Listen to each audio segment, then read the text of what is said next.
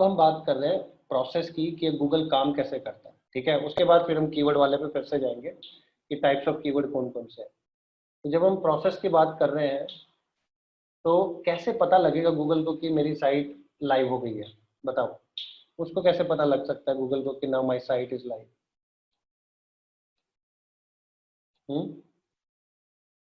बताओ कैसे पता सर लगेगा उसे कि मेरी क्रोलर साइट को लाइव हो गई है? पता लगता है, वो उसके क्रोलर होते हैं ना सर। हाँ, क्रॉलर होते हैं, बिल्कुल होते हैं, क्रॉलर डाल देते हैं, क्रॉलर होते हैं, बॉट्स होते हैं, स्पाइडर्स होते हैं, ठीक है। तो ये अलग अलग नाम का एक ही बंदा होता है, ठीक है। मतलब एक ऐसी बात है कि आपके लिए जो मतलब ऑफिस बॉय है वो राम भी हो सकता है, श्याम भी हो सकता है, राहुल भी हो सकता है, सईद भी हो सकता है, राजू भी हो सकता है, कोई भी हो सकता है। काम तीनों का एक ही है, ऑफिस बॉय का जो काम है वही काम है। तो ये क्रॉलर के थ्रू पता लगता है।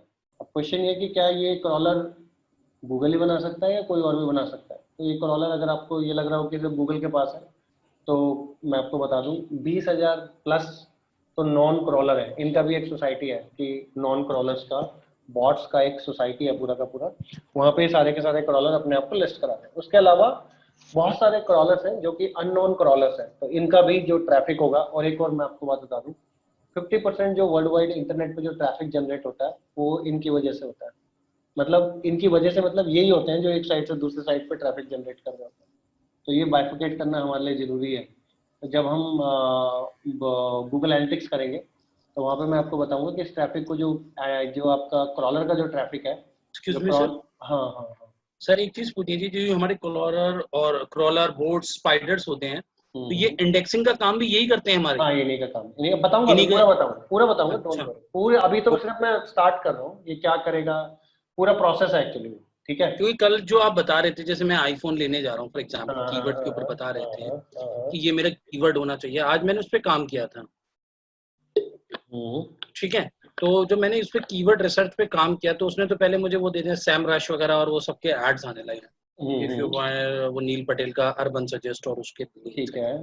फिर मैंने 2-3 कीवर्ड्स डाले भी सर, जैसे कि फॉर एग्जांपल मैंने how to make a halwa, for example मैंने ऐसे करके डाला है, तो उस पे भी आ गए, मल्टी एड्स आ गए, पेड आ गए, वो आ गए। फिर if I am looking for a euro trip, ठीक है, लॉन्ग टेल कीवर्ड्स की बात कर रहा हूँ जो आपने मुझे कल हाँ बताई, हाँ, बिल्कुल बिल्कुल, जिन पे सर्चिंग बहुत कम होती है, ठीक है। राइट, आपने यही बताया। तो उसमें मैं ना, जब मैं डाल रहा था चीजें, तो उसमें इंडेक्सिंग आ रहा था, जो मैंने एसईओ में देखा, ये इंडेक्सिंग, इंडेक्सिंग करता है। वीडियो वीडियो वीडियो वीडियो में आया, एक वीडियो ज्यादा है। वीडियो भी, हाँ वीडियो में आया था। You know how do you do indexing through SEMrush और so and so and so and so. And so पूछा ये इंडेक्सिंग क्या होता है। नहीं नहीं, इंडेक्सिंग का भी यहाँ पे इसको कोई लेना देना नहीं, अभी आते हैं ओके इंडेक्सिंग पे, पहले सामान तो आए उसके बाद इंडेक्स हो गया ना। ओके सर, ठीक सॉरी। है। नहीं नहीं, कोई नहीं कोई नहीं, बीच में, क्योंकि वो पूरा प्रोसेस है। एक बार मैं प्रोसेस बता देता हूँ, उसके बाद आपकी मैक्सिमम क्वेरी वैसे सॉल्व हो जाएंगी। क्योंकि अभी तक जो आपने इधर उधर जितना भी सीखे वो बिट्स एंड पीसेस में है, प्रॉपर फॉर्मुलेटेड नहीं है कि फर्स्ट स्टेप क्या है, सेकंड स्टेप क्या, थर्ड स्टेप क्या है। इसको मैं ऑलराइट और सर। आसान तरीके से समझाता हूँ। मान लो मेरे पास अभी क्लास में 6 बच्चे हैं, ठीक है। 2 बच्चे कहाँ गए पता नहीं, अजय जी क्यों नहीं आए, आई डोंट नो। तो मान लो क्लास में 6 बच्चे हैं और सबके सबने अपना अपना रेज्यूमे, उन्होंने अपना अपना रेज्यूमे बनाया हुआ, सबने बनाया हुआ। अगर मैं आप में से किसी एक बंदे का रेज्यूमे, मान लो अंकुर का रेज्यूमे अगर मैं सर्च करूं अपने उस पे अपने लैपटॉप पे, तो क्या मुझे अंकुर का रेज्यूमे मिलेगा? सर्च करता हूं मैं अगर रेज्यूमे का, तो क्या मुझे अंकुर का रेज्यूमे मेरी हार्ड ड्राइव में मिल जाएगा? नहीं मिलेगा। क्यों नहीं मिलेगा? क्योंकि मेरे पास है नहीं, ठीक है। तो ये आंसर आएगा इसका, नॉट फाउंड। तो कैसे मिलेगा? 2 तरीके से मिल सकता है, या तो अंकुर मुझे अपना रेज्यूमे दे, तो अगर मुझे अंकुर सबमिट कर दे, ठीक है, यस, तो मैं ढूंढूंगा तो मिल जाएगा। तो इसको हम कहते हैं नॉर्मल वर्ड में सर्च इंजन सबमिशन,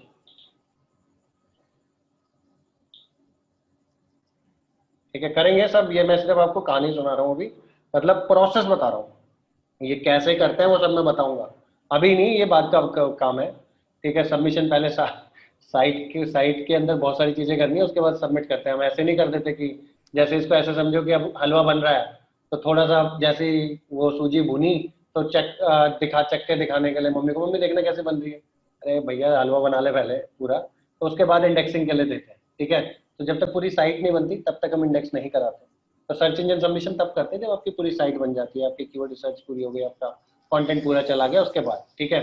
दूसरा तरीका है, अंकुर ने मुझे अपना रेज्यूमे नहीं दिया, लेकिन अंकुर का रेज्यूमे naukri.com पे होगा, है अंकुर, या सर। टाइम्स जॉब पे होगा, सारे या पोर्टल्स पे सर। बिल्कुल होगा, मैं वही बोल रहा हूँ, मॉन्स्टर जॉब पे होगा, या साइन पे होगा, ठीक है,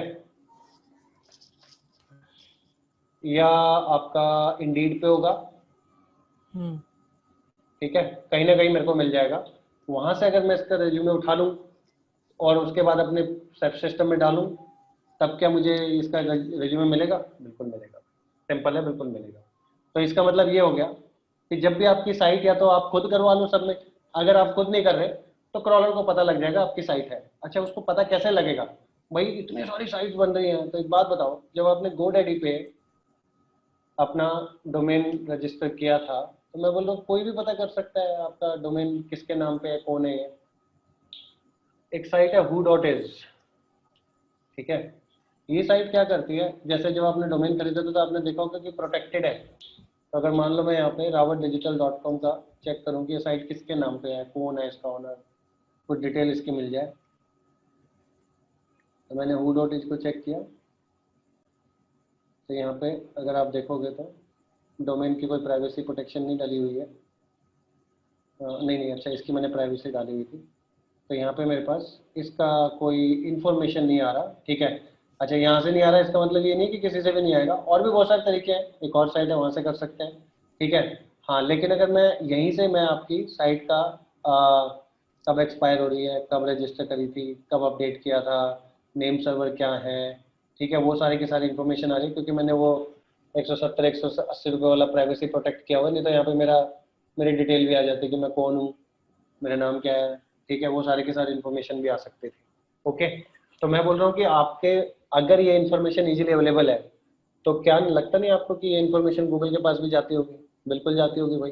तो नॉर्मली होता है कि जब आपको एक डोमेन रजिस्टर कराते हो तो एक डोमेन रजिस्टर में आपकी इन्फॉर्मेशन ऐड हो जाती है, वहां से वो अगेन वो इन्फॉर्मेशन किसके पास जा रही है, किसके पास नहीं जा रही, उससे कोई फर्क नहीं पड़ रहा, लेकिन वो इन्फॉर्मेशन जो है वो इजीली अवेलेबल है किसी भी बंदे के लिए। तो एक बार GoDaddy पे जब आपने डोमेन रजिस्टर किया तो आपने नोटिस किया होगा कि आपको ना बहुत सारी होस्टिंग साइट के मैसेज आना शुरू हो गए थे, या मेल, ठीक है। ये इनको कैसे पता लगा? कि वहां से उनको पता है, तो आपने होस्टिंग करा ली, और जैसे आपने होस्टिंग कराई तो फिर आपको बहुत सारे वेबसाइट बनाने वालों को भी मैसेज आने शुरू हो जाते हैं, या मेल आने शुरू हो जाते हैं लोकल के, कि भैया वेबसाइट बनवा लो, ठीक है। तो जब ये छोटे छोटे बंदों तक को पता लग सकती है, तो क्या गूगल को पता नहीं लगेगा? बिल्कुल लगेगा। जैसे ही जब आप जिस दिन डोमेन रजिस्टर कराते हो तो उसी दिन गूगल को पता लग जाता है कोई xyg.com नाम का एक डोमेन खरीदा गया है। अब जब तक इस पर साइट नहीं बनेगी तब तक गूगल के लिए किसी काम का है नहीं, तो हो गया भैया, होस्टिंग करवा ली उसने, तो इसने होस्ट गेटर से होस्टिंग भी करा ली है इसमें, ठीक है। चलो जी, होस्टिंग कराइए तो वेबसाइट बनाएगा, तो जैसे वो वेबसाइट बनाए या थीम भी डालेगा ना, तो गूगल इसको क्रॉल करके लेके चलेगा, ठीक है। अच्छा, अब यहाँ पे एक क्वेश्चन आता है कि मेरी मर्जी के बिना ले जाएगा? बिल्कुल लेके जाएगा। हाँ, अगर आप चाहते हो कि अभी क्रॉल ना करे, तो हमारे पास एक फाइल होती है robots.txt, मैं इसमें मना कर देता हूँ कि भैया अभी मेरी साइट को क्रॉल करने की ज़रूरत नहीं है, क्योंकि साइट अभी प्रिपेयर्ड नहीं है।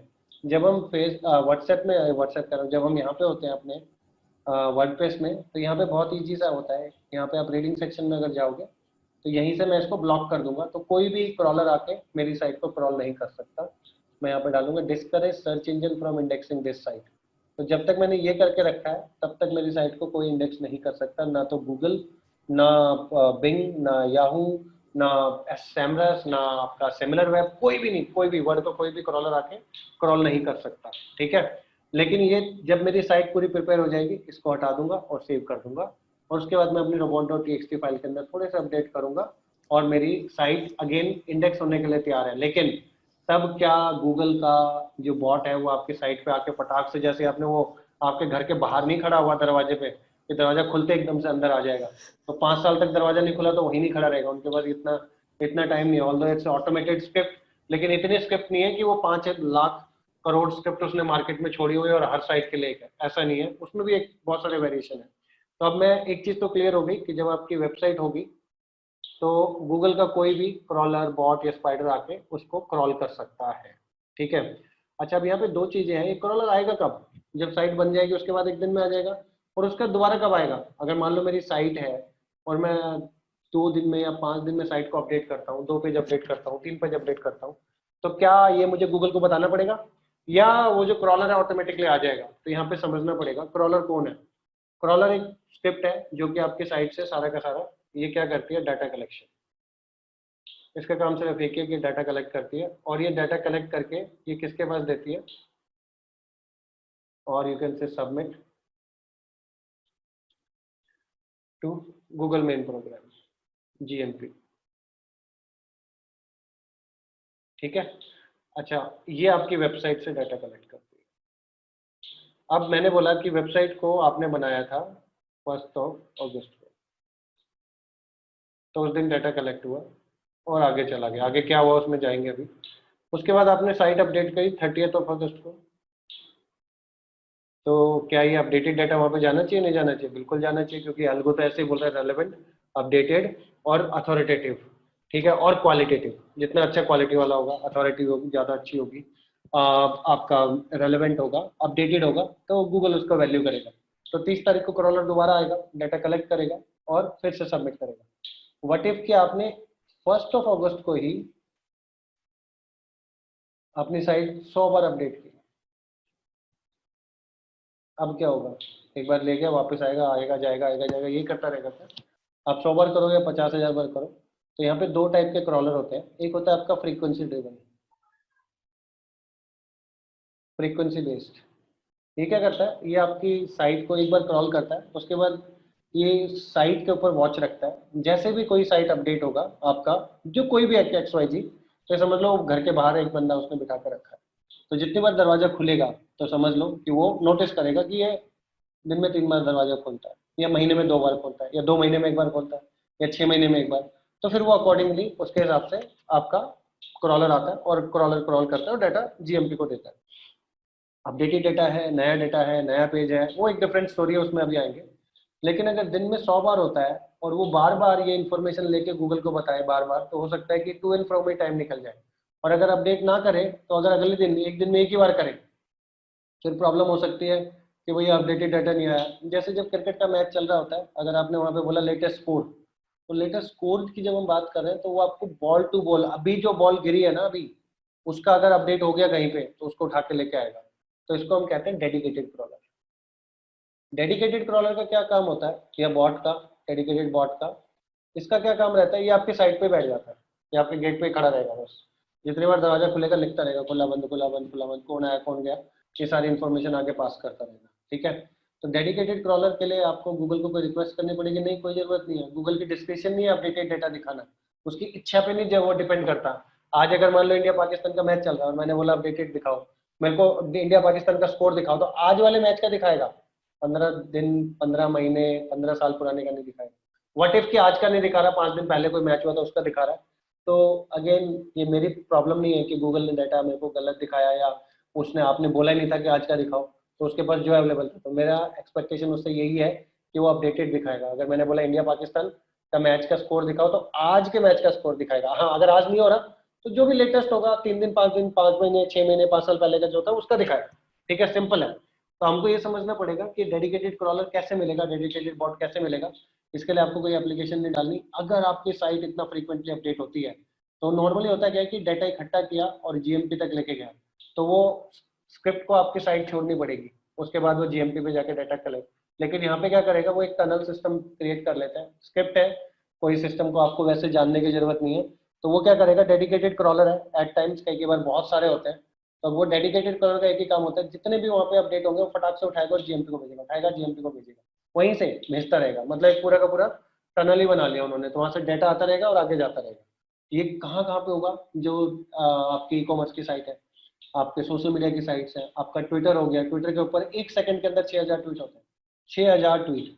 अगर वो एक एक ट्वीट को ले जाकर के वहां बताने लगे, तो हो सकता है दिन में वो पूरे के पूरे 1 लाख ट्वीट में, मतलब जितना मर्जी फास्ट हो, 1 लाख ट्वीट कोई कर पाए। दिन में 1 ही लाख होते हैं, एक एक ट्रेंड पे 1 लाख ट्वीट होते हैं, तो बहुत सारे ट्वीट्स हो रहे हैं। तो हमें ये समझना जरूरी है कि जो जितने ज़्यादा अपडेट आप अपनी साइट पे करते हो तो गूगल की जो सर्विलेंस है थ्रू बॉट, स्पाइडर और आपके क्रॉलर के थ्रू, ये आपकी साइट का डाटा उठा के लेके जाएगा। आपको टेंशन लेने की ज़रूरत नहीं है। गूगल के पास ये उसकी इच्छा नहीं है कि आपके साइट को अपडेटेड डाटा लेके जाए या कौन सा डाटा लेके जाए या प्रीवियस डाटा कोई रखे, क्योंकि यूजर की रिक्वायरमेंट अपडेटेड डाटा देखने की है और गूगल की एल्गो भी अपडेटेड डाटा के ऊपर बनी है, तो वो अपने आप ही आपका अपडेटेड डाटा लेके जाएगा। हाँ, लेकिन अगर आपका अपडेट ही 3 महीने 4 महीने में एक बार होता है तो फिर मेरे को गूगल को बताना पड़ेगा।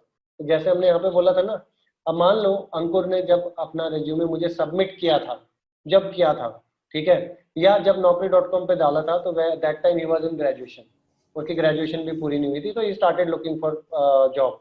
अब 5 साल हो गए, उसकी ग्रेजुएशन भी खत्म हो गई, उसने एमबीए भी कर लिया, उसने उसके बाद 3 साल 2 साल जॉब भी कर ली, तो आपको नहीं लगता कि ये सारी इन्फॉर्मेशन अपडेट होनी चाहिए? naukri.com पे मेरे ख्याल से अगर किसी ने भी है तो लास्ट जब तक आपने जॉब नहीं छोड़ी तब तक आपने अपडेट नहीं किया, और मोस्टली लोगों ने naukri.com को खुद ही छोड़ दिया है, क्योंकि अब वहाँ से कुछ होता जाता है नहीं।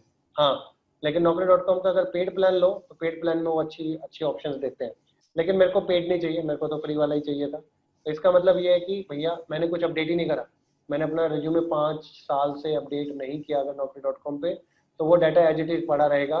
तो अगली बार कोई अगर ये ढूंढेगा, अंडर ग्रेड्स ढूंढ रहे हैं, तो हो सकता है कि आपका अंकुर का नाम आ जाए, जबकि ना तो अंकुर अंडर ग्रेड्स है ना फ्रेशर है, उसने एमबीए भी कर लिया और 3 साल का एक्सपीरियंस भी हो गया, बट बिकॉज आपने अपडेट नहीं किया था। तो गूगल इस तरीके से नहीं काम कर रहा, आप साइट को जैसे अपडेट करोगे वो अपडेट लेके जाएगा। हाँ, कई बार क्योंकि आपने अपडेट ही नहीं किया, आपने बताया नहीं गूगल को, आपने 6 महीने में, अच्छा ये हो सकता है कि 6 साल तक अंकुर ने कुछ नहीं किया, 6 साल के बाद उसने एमबीए की, काबिल आई नो कि उसने 6 साल के बाद एमबीए की है, तो मेरा कोई ना कोई टच होना चाहिए, या वो खुद मुझे बता दे, अपडेट कर दे। तो यहाँ पे भी ऐसे ही है, जब भी कोई आप अपडेट कर रहे हो, या तो अपडेट इतने फ्रीक्वेंट होने चाहिए कि गूगल को लगे yes he need a dedicated crawler for that place, या अगर आपके गूगल अगर क्रॉलर आपके जो अपडेट्स हैं those are happening like in 3 month और 6 मंथ। बहुत सारी साइट्स हैं जो बहुत कम अपडेट करती है, रोज रोज अपडेट क्या करेंगे, ठीक है। बहुत सारी साइट्स हैं जो अपडेट नहीं करती है, अगर आप अपडेट नहीं करते हो दैट्स परफेक्टली ओके, कोई इशू नहीं है। तो फिर आप क्या करोगे, तो गूगल जब आप 3 महीने में अपडेट करोगे तब वो करेगा। हाँ, उस टाइम पे हो सकता है कि आप आपके पेज को वो कैसे क्रॉल करे उसके लिए देख लेंगे कैसे क्रॉल करेगा। बहुत सारी ऑप्शन है, मैनुअल सबमिशन कर सकते हैं, गूगल को बता सकते हैं अपडेट कर लिया तो आके क्रॉल करके लेके जाएगा, कैसे करते हैं वो देखेंगे। या दूसरी एक ट्रिक है, जिस साइट पे डेडिकेटेड क्रॉलर है ना, वहाँ पे हम अपना लिंक डाल देते हैं। मान लो मैंने एक नया पेज बनाया 123.com पे, न्यू पेज कोई भी ऐसे ही, और मैं इसको सबमिट करना चाहता हूँ, मेरी साइट ऑलरेडी इंडेक्स है, मैं इसको भी सबमिट करना चाहता हूँ ताकि गूगल इसको इंडेक्स करे और रैंक दे। तो मैं क्या करूँगा, मैं क्योंकि ट्विटर पे आपका डेडिकेटेड क्रॉलर है, तो मैं ट्विटर पे लिंक को एक बार ट्वीट कर देता हूँ, तो क्योंकि ट्विटर के हर एक ट्वीट को गूगल का क्रॉलर पढ़ रहा है, तो जैसे उसको ये पेज मिलेगा, ठीक है, वो इसको क्रॉल करके जीएमपी को डेटा भेज देगा। इतना ही सिंपल है, ये ट्रिक है, ट्रिक नहीं एक्चुअली, इसको समझ लो कि हमको ये समझ में आ गया कि बॉट कैसे काम करता है, तो हमने बॉट को डायरेक्टली उसके पास नहीं जा रहे, हम अलग अलग तरीके से बॉट से अपनी साइट पे सबमिशन के लिए बुला रहे हैं। तो मतलब ये समझ लो, मुझे पता है कि naukri.com पे सारे रिक्रूटर आते हैं, तो मैंने वहाँ पे अपना रिज्यूमे अपडेट करके रखा है। मुझे पता है कि टाइम जॉब पे नहीं आते हैं, तो मैंने वहाँ पे नहीं करके रखा है, तो आपकी मर्जी है, ठीक है। तो अब ये चीज़ समझ में आ गई कि क्रॉलर आपकी साइट को क्रॉल करेगा, और क्रॉलर को हम एक और नाम भी बोलते हैं, इसको कहते हैं लिंक ईटर। लिंक ईटर का मतलब इसको जैसे जैसे लिंक मिलते जाएंगे वो इसको क्रॉल करता जाएगा, और लिंक जितने लिंक मिलते जाएंगे उनको क्रॉल करता जाएगा। उसका सिर्फ काम क्रॉल करना है, उसका काम ये देखना नहीं है कि डुप्लीकेट है, अपडेटेड है या नहीं है। हो सकता है कि 10 मिनट पहले आया और 10 मिनट बाद दोबारा भी आ सकता है, लेकिन वो आने के चांसेस कम ही है। तो ये लिंक को क्रॉल करता है, लिंक को एक के लिंक के बाद जैसे होम पेज पे आया 10 लिंक और मिले, उन 10 लिंक के 10 लिंक को क्रॉल करेगा। फिर होम पेज के बाद वो आपका सर्विस पेज पे गया, सर्विस पेज पे 5 लिंक और थे, उन 5 को भी क्रॉल करेगा, डाटा इकट्ठा करेगा। क्रॉल मतलब डाटा क्रॉलिंग करेगा, डाटा इकट्ठा करेगा। उस 5 के बाद 3 पेज और थे, उन 3 को भी करेगा, उसका 2, जब तक वो एंड नहीं आता तब तक वो क्रॉल करता रहेगा, ठीक है। तो ये क्रॉलिंग के बाद करेगा क्या, तो इसको हम अगर मैं बोलूँ तो ये आपका गार्बेज कलेक्शन का काम करता है, समझ लो एक तरीके से। तो जो वो सुबह कूड़े वाला आपके घर पे आता है, तो कूड़े वाला क्या करता है, वो आपसे थोड़ी पूछता है काम करो, जो बायोडिग्रेडेबल है उसको अलग कर दो, जो बायोडिग्रेडेबल नहीं उसको अलग कर दो, जो रिसाइकलेबल है उसको अलग कर दो, जो आपका वेट कूड़ा है उसको अलग कर दो, जो प्लास्टिक है उसको अलग कर दो, जो लोहा है उसको अलग कर दो। तो ये 6 डस्टबिन है, सब अलग करके दो, नहीं, वो आपका पॉलिथीन उठाता है, अपने उसमें डालता है और लेके चला जाता है। लेकिन क्या कोई एक ऐसी जगह होगी जहाँ पे कि उसको सॉर्टिंग की जाएगी कि कौन सा कूड़ा रिसाइकल के लिए जाएगा, कौन सा कूड़ा कूड़ा है, कौन सा कूड़ा वेट है और कौन सा कूड़ा ड्राई है, उनको कैसे सेग्रीगेट करना है, प्लास्टिक अलग करना है, लोहा अलग करना है, और क्या उससे कोई बिजनेस होता होगा? बहुत बड़ा बिजनेस है। आपका गार्बेज मैनेजमेंट सबसे एक बहुत 300 करोड़ के आसपास का बिजनेस है दिल्ली के अंदर। ये लास्ट फिगर बता रहा हूँ आपको, 5-6 साल पुरानी, अभी पता नहीं कितने का होगा, आई डोंट नो। तो मैं बोल रहा हूँ कि ये जो कलेक्शन सॉर्टिंग वगैरह का जो काम है वो सारा का सारा आपका ये जो गूगल मेन प्रोग्राम है ये करता है। तो इसका काम क्या है एक्चुअली? अब मान लो क्रॉलर ने आपके साइट से 10 पेज को क्रॉल किया, ठीक है, 10 पेजेस को क्रॉल किया। अब ये 10 के 10 पेजेस ने गूगल मेन प्रोग्राम, जिसको हम जीएमपी कहते हैं, उसको बोला कि प्लीज इनको इंडेक्स कर दो। पहले इंडेक्स करेगा, उसके बाद रैंकिंग करेगा। जब तक इंडेक्स नहीं करेगा तब तक रैंकिंग नहीं करेगा, ठीक है। तो अब मान लो, अब वही वाला पुराना वाला एग्जांपल लेते हैं। तो बेसिकली क्रॉलर होता क्या है? क्रॉलर एक स्क्रिप्ट होती है, ठीक है, जो अच्छा। कि आपका सारा डेटा कलेक्ट कर लेती है और वो कहीं डेटा से भी? उठा के, हाँ, किसी भी साइट से, जो भी ऑनलाइन, ऑफलाइन में आपके सिस्टम के अंदर घुस के कुछ नहीं करेगी। अच्छा। लाइव लिंक होना चाहिए कोई भी, ओके। ठीक है। अच्छा, इसको ऐसे समझ लो कि कोई भी नया पेज बना तो उसका सारा डेटा उठा के गूगल अपने पास रख लेगा। अच्छा, जब हम गूगल पे सर्च करते हैं तो हम लाइव वेब पे सर्च नहीं कर रहे हैं, हम गूगल के इंडेक्स सर्वर में सर्च कर रहे हैं, जिसने सारी साइट का रेप्लिका बनाया अपने पास। तो आपके पास 100 पेज है तो 100 पेज, 1000 है तो 1000, मतलब फ्लिपकार्ट का एक रेप्लिका वहां पे पड़ा हुआ है, पूरे हर एक पेज का, हर एक इमेज का, हर एक वीडियो का, हर एक रिव्यू का, हर जो चीज उसकी साइट पे वो सारी की सारी वहां पे पड़ी। लेकिन अगर अपडेट होती है तो फिर अपडेट ही करना पड़ेगा, ठीक है। अच्छा, अब मैं बोल रहा हूँ कि क्रॉलर मेरी साइट पे आया था, उसको 10 पेज मिले थे वहाँ पे, और उसने 10 के 10 पेज को क्रॉल करके जीएमपी को भेजा कि इसको इंडेक्स कर लो। लेकिन गूगल ने सिर्फ 5 ही पेज को इंडेक्स किया, बाकी 5 पेज का क्या हुआ? तो इसको हम कहते हैं पार्सल इंडेक्सिंग। क्यों करा उसने ऐसा?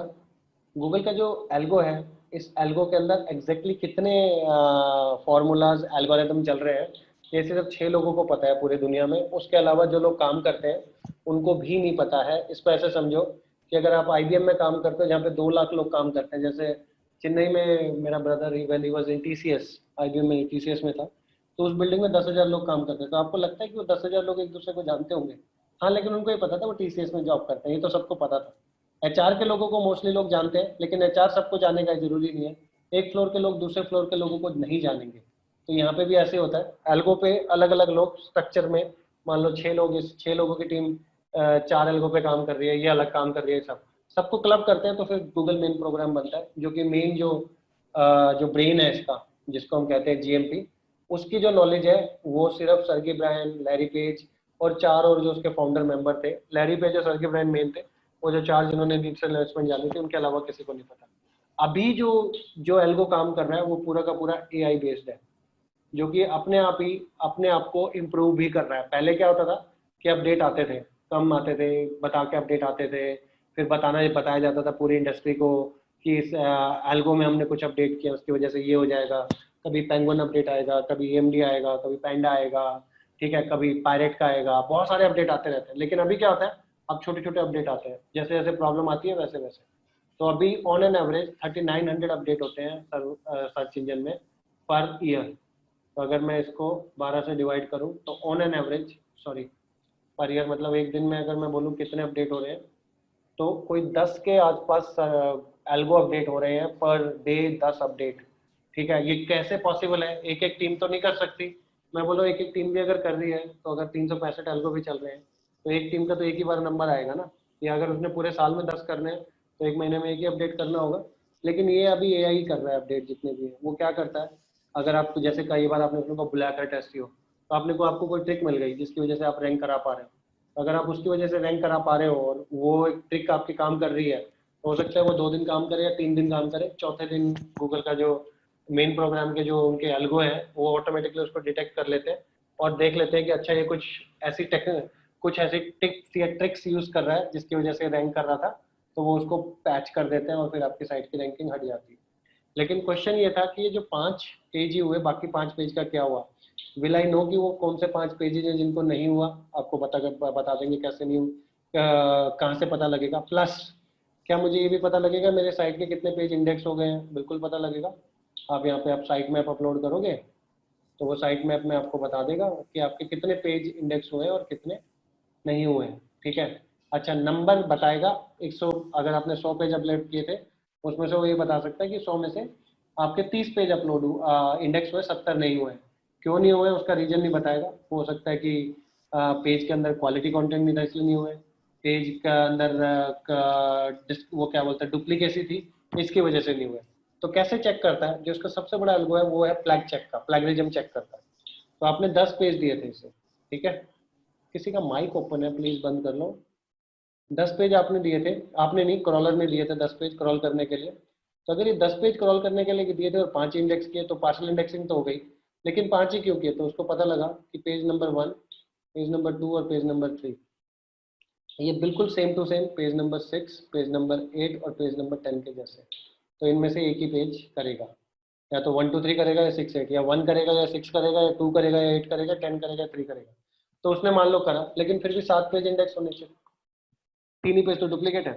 पहले within site duplicacy check कर रहा है। ये कहाँ पे होता है? जैसे कई बार आप क्या करते हो, आपने मीट द टीम का एक पेज बनाया, उसमें 4 अपने जो भी आपके टीम के मेंबर है उनके बारे में लिखा, आपने फिर उनके 4 अलग अलग पेज भी बना दिए और उसमें भी वही डाटा कॉपी किया हुआ, तो ये डुप्लीकेट में काउंट हो, ठीक है।